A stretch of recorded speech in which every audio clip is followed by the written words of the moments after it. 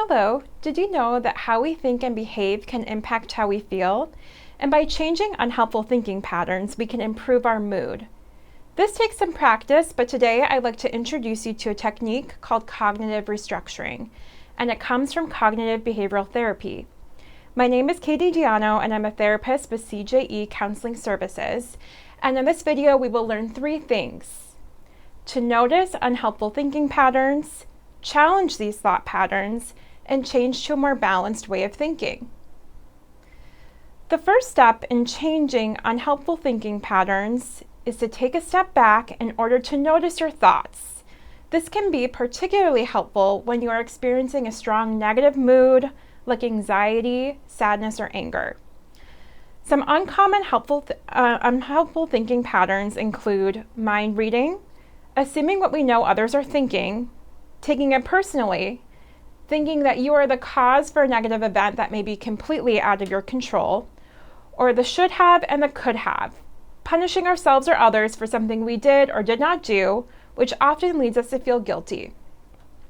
With these unhelpful thinking patterns in mind, let's look at an example of how these patterns can play out. In our example, Beth meets 2 friends out for dinner.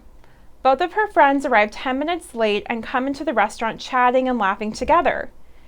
As soon as they sit down, the conversation stops as they greet Beth. Beth has a pit in her stomach and is having difficulty making conversation during dinner. Her mind is racing with thoughts including, they should have told me they were running late. They must have been talking about me before they got to the table. And they probably came together and didn't invite me to travel with them, even though we live close by. These thoughts make Beth feel hurt, left out, and resentful. Now let's take a moment to examine some of her unhelpful thinking patterns. Beth is assuming that her friends were talking about her before they came to the table. She's taking it personally, and thought that they traveled together without offering to include her. She's engaging in mind reading. And she's also feeling resentful because she thinks her friends should have told her they were running late. She is making a should have statement. Now that we've noticed our patterns of unhelpful thinking, it's time to challenge these thoughts and think of a more balanced, fair, and helpful way of thinking. Challenging automatic thinking does not mean we give every thought a positive spin. But what it does mean is that we examine the evidence for our thoughts and explore alternative rationales and perspectives. In our example, Beth decides to challenge her thoughts by exploring the evidence and asking questions.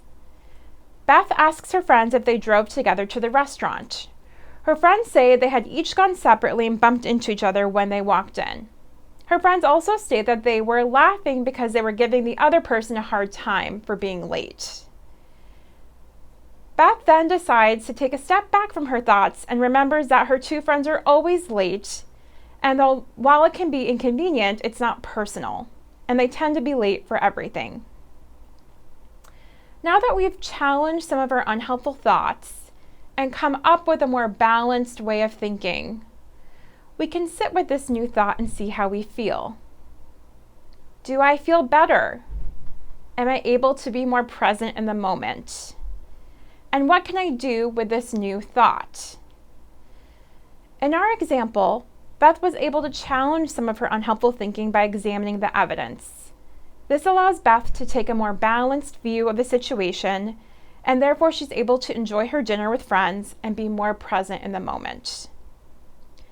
Can you think of an example in your own life where you might have felt like Beth? A time when your thoughts may have caused you to feel down or rejected or even hopeless? And might there have been another way to view it? I would encourage you to start reflecting on your own thought patterns and pay attention to your thoughts in the coming days and just notice how your thoughts affect your mood and how trying on a different thought or even writing down some alternative ways of thinking about a situation that's upsetting might be helpful. This may feel strange at first, but it definitely takes practice. But trying to keep an open mind and experimenting with how changing your thoughts can improve your mood. Thank you for joining me today as we review the skills of noticing unhelpful thinking, challenging these unhelpful thoughts, and changing to a more balanced way of thinking.